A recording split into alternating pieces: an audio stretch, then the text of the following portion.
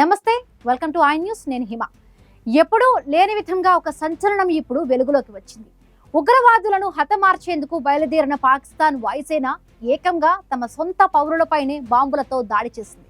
ఈ దారుణమైన ఘటనలో 30 మంది అమాయక పౌరులు ప్రాణాలు కోల్పోయారు. ఈ దాడిలో మహిళలు, పిల్లలు కూడా మరణించారని తెలుస్తోంది. అసలు ఏం జరిగింది? పాకిస్తాన్ వాయుసేన చేసిన ఈ ఘోర తప్పిదానికి కారణమేంటి?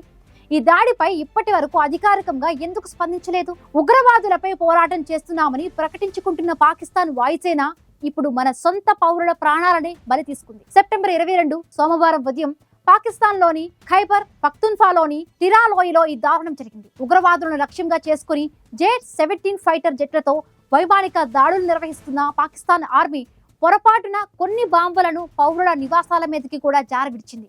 ఈ దాడిలో దాదాపు 30 మంది పౌరులు అక్కడికక్కడే మరణించారని, మరొక 20 మందికి పైగా తీవ్రంగా గాయపడ్డారని వార్తలు వెలువడ్డాయి. ఇందులో ఎక్కువ మంది పిల్లలు, మహిళలే ఉన్నారు. అయితే ఈ ఘటనపై పాకిస్తాన్ వాయుసేన ఇప్పటి వరకు ఎటువంటి అధికారిక ప్రకటన చేయలేదు. పాకిస్తాన్ లో ఈ ఏడాది ఆగస్టు వరకు 700కు పైగా ఉగ్రవాదుల దాడులు జరిగాయి. వీటిలో 258 మంది పాక్ సైనికులు ప్రాణాలు కోల్పోయారు.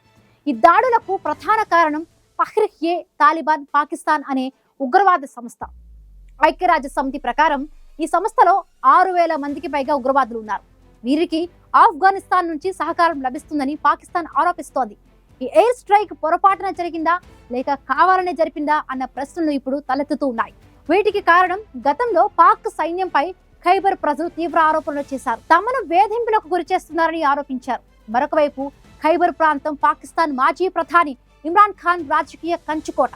ప్రస్తుతం ఇమ్రాన్ ఖాన్ పార్టీ మాత్రమే ఇక్కడ అధికారంలో ఉంది. ఇమ్రాన్ కు పాకిస్తాన్ సైన్యానికి మధ్య పచ్చగడ్డి వేస్తే భగ్గుమనేంత వైరం ఉంది.